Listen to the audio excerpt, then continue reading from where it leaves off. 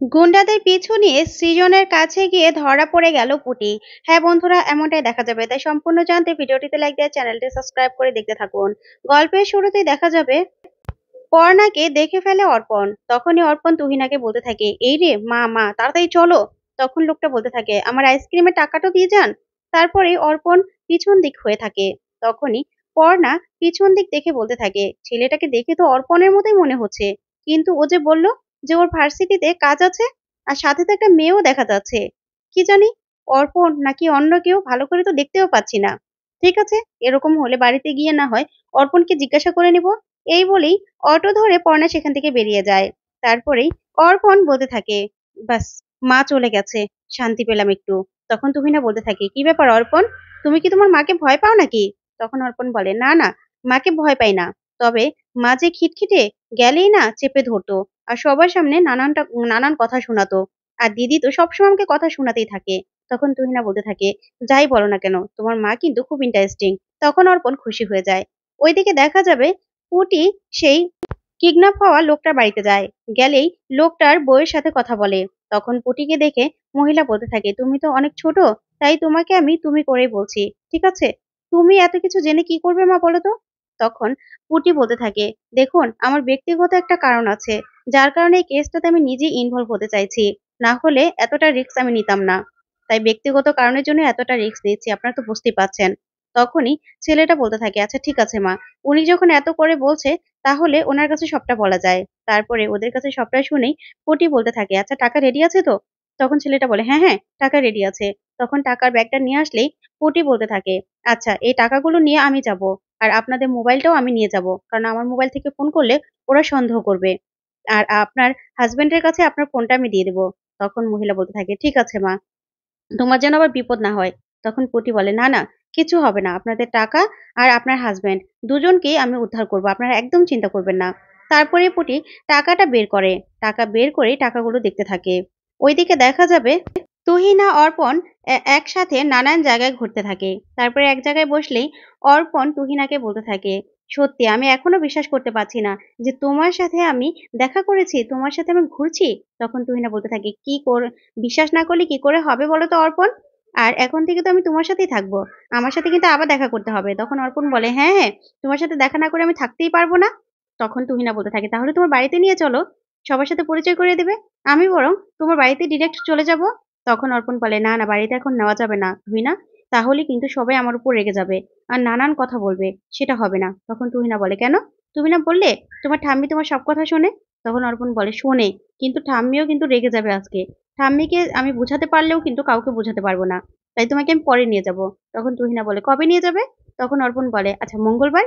তখনই তুহিনা বলে, মঙ্গলবার তো তোমার বার্থডে। তারপর অর্পণ বলে, তোমার মনে আছে? তখন তুহিনা বলে, হ্যাঁ মনে থাকবে না, যাকে আমি ভালোবাসি তার বার্থডের কথা মনে থাকবে না? এই বলে দুজন কথা বলতে থাকে। অন্যদিকে দেখা যাবে টাকার ব্যাগ নিয়ে পুটি সেই গুন্ডার বলার জায়গায় চলে যায়।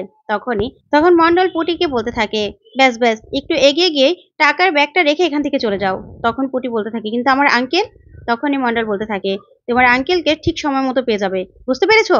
এই বলে পুটিকে চলে যেতে বললেই পুটি যখন পিছন দিক ফিরে, ঠিক তখনই সেই ওর আঙ্কেলকে বাঁধা অবস্থায় পড়ে থাকতে দেখে। তখনই পুটি সেই লোকটার হাত পা বাঁধা খুলে দিয়ে বলতে থাকে, আঙ্কেল এই নিন আপনাদের মোবাইল, আপনি যান, আমি আসছি।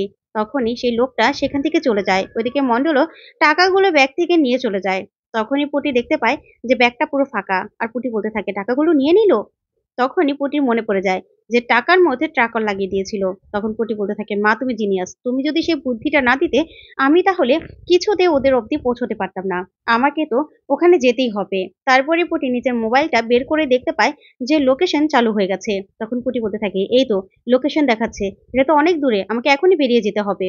তারপরে পুটি তখনই পুটি গাড়িওয়ালাকে ফোন করলে গাড়ি নিয়ে চলে আসে। এদিকে পুটি গাড়িতে উঠে পড়ে। তারপরে যাওয়ার সময় অর্পণকে ফোন করে, আর ফোন করে বলতে থাকে, অর্পণ তুই মায়ের চশমাটা নিয়ে যাস। তখন অর্পণ বলে, কেন, তুই কোথায় আছিস? তখন পুটি বলে, আমার একটা কাজ আছে, আমি কাজে যাচ্ছি। এই বলে পুটি ওখান থেকে চলে যায়। তারপরে অর্পণ তুহিনাকে ওর বাড়িতে ছেড়ে তারপরে পর্ণার চশমা নিয়ে বাড়িতে ফেরে। তখন পর্ণা বলতে থাকে, এ কি অর্পণ, তোর এত রাত হলো? তুই তো নাকি ইউনিভার্সিটিতে গিয়েছিলি, নাকি নাকি আমি রাস্তায় তোকে ঠিক দেখেছিলাম একটা মেয়ের সাথে? তখন অর্পণ আর কিছুই বলতে পারে না, ভয় পেতে থাকে। তখন কৃষ্ণা বলতে থাকে, এ কি পর্ণা, এটা কেমন কথা? আসতে না আসতে ছেলেটা আসতে না আসতে একটা দুম করে কথা বলে দিলে? ও তো ইউনিভার্সিটিতেই গিয়েছিল। তুমি তো সবসময় বলো ভার্সিটিতে যাস না, পড়াশোনা করিস না। আর আজকে আসতে না আসতে এমন কথা বলে দিলে? তখন অর্পণ বলে, এই তো মা, তোমার চশমা। তখন পর্ণা বলতে থাকে, তুই কেন চশমাটা আনতে গেলি? পুটি তো নিয়ে আসতে পারতো। তখন অর্পণ বলে, হ্যাঁ, দিদি যদি আমাকে ফোন করে না আনতে বলতো তাহলে কি আমি নিয়ে আসতাম? তখন পর্ণা বলে, তোকে নিয়ে আসতে বলেছে মানে? পুটি কোথায়? তখন অর্পণ বলে, দিদি তো বলল তার নাকি কি একটা কাজ আছে, আর আমাকেও বললো না যে কোথায় যাচ্ছে। তখন পর্ণা বলে, ওর কাজ আছে? এত রাত করে ওর কিসের কাজ? তখনই রুচিরা চলে আসে, আর রুচিরা আসলেই পর্ণা বলতে থাকে, রুচিরা, পুটি কোন কাজে গেছে রে? তখন রুচিরা বলে, কি বলছো?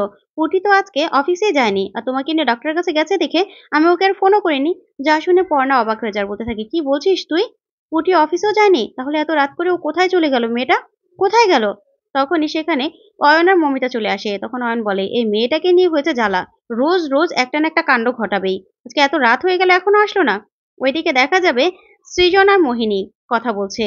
তারপরেই সৃজন বলতে থাকে, এখানে একটা স্কুল আনকমপ্লিট পড়ে আছে। এই স্কুলটাকে 50 লাখ টাকা দিয়ে কমপ্লিট করব। তারপর 20 লাখ টাকা আমাদের নিজেদের মধ্যে নেব। তখন মোহিনী বলে, মানরা এত কষ্ট করে রিস্ক নিয়ে টাকাগুলো আনে, আমাদের জন্য তো কিছু রাখা দরকার গিরি। তখন সৃজন বলতে থাকে, আরে যদি জনগণের আমরা সাহায্য না করতাম না, তাহলে এতদিনে আমরা পুলিশের গারদে চলে যেতাম। আমরা সবাই হেল্প করি বলেই তো, ওদের জন্যই তো আমরা এখনো বেঁচে আছি। ওইদিকে দেখা যাবে পুটি লোকেশন ধরে ঠিক জায়গায় পৌঁছে যায়। তারপরে দেখা যাবে পুটি বলতে থাকে, এটাই তো দেখাচ্ছে লোকেশন।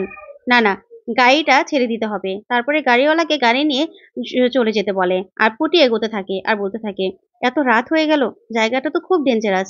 কি করব আমি? মাকেও তো বললাম না, মা তো নিশ্চয়ই আমার জন্য চিন্তা করবে। তারপরেও আমাকে তো এখানে পৌঁছতেই হবে। ওইদিকে দেখা যাবে সৃজনের কাছে মান্ডা সে টাকার ব্যাগটা নিয়ে যায়। তখনই মান্ডা বলতে থাকে, এই যে গিরি, টাকার ব্যাগ। তখন টাকাগুলো বের করেই সৃজন বলতে থাকে, কে দিতে এসেছিল? তখন মান্ডা বলতে থাকে, একটা মেয়ে। তখন সৃজন বলে, কি বলছো? মেয়ে কোথা থেকে আসবে? ওই লোকটার তো কোনো মেয়ে নেই, ওর তো এক ছেলে আর বউ। তাহলে কে আসলো? তখন মান্ডা বলতে থাকে, কিন্তু একটা মেয়ে তো দিতে দিতে এসেছিল, বললো ওর আঙ্কেল। ওইদিকে পুটি পিছন থেকে সৃজনকে দেখতে থাকে আর বলতে থাকে, ঠিকই তো, লোকটা তো অনেক ডেঞ্জারাস, কিন্তু লোকটাকে তো আমার সামনাসামনি দেখতেই হবে। না না, আমাকে না দেখলে হবে না। অন্যদিকে দেখা যাবে পর্ণা বলতে থাকে, বর্ষার ওখানে যায়নি তো? তখন ফোন করবে ঠিক তখনই সেখানে পিকলু চলে আসে আর এসে বলতে থাকে, দিদি দেখ, তোদের সবার জন্য বর্ষা রসমালাই করে পাঠিয়েছে। তখন পর্ণা বলে, পুটি তোদের ওখানে যায়নি? তখন পিকলু বলতে থাকে, পুটি পুটি তো ওর পিপিকে বলে দিয়েছে যে 1 সপ্তাহের মধ্যে নাকি ওর কাজ আছে, ও যেতে পারবে না। তাই তো বর্ষা আমাদের সবার, তোমাদের সবার জন্য রসমালাই করে পাঠালো। যা শুনে পর্ণা বলতে থাকে, কি বলছিস তুই? তাহলে পুটি গেল কোথায়? এত রাত করে পুটি কোথায় গেল? তখন রুচিরা বলতে থাকে, তাই তো, পুটি কোথায় গেল? এই বলে পুটির জন্য সবাই সবাই চিন্তা করতে থাকে। ওইদিকে সৃজন বুঝে যায়, নিশ্চয়ই ওই মেয়েটা কোনো কিছুর জন্যই এই টাকাগুলো দিতে এসেছিল। ওই মেয়েটা আবার পুলিশ নয় তো? তখন এই বলে সৃজন বলতে থাকে, সাবধান, আমার মনে হচ্ছে ওই মেয়েটা কোনো পুলিশ। না হলে মেয়ে কেন আসবে দিতে? নিশ্চয়ই কোনো একটা ওদের মতলব আছে। না না, এই বলেই সৃজন সেখান থেকে গা ঢাকা দিতে যায় আর পুটির সামনে পড়ে। তো বন্ধুরা, আজকের আপডেটটি কেমন লাগলো কমেন্ট করে জানাও। ধন্যবাদ।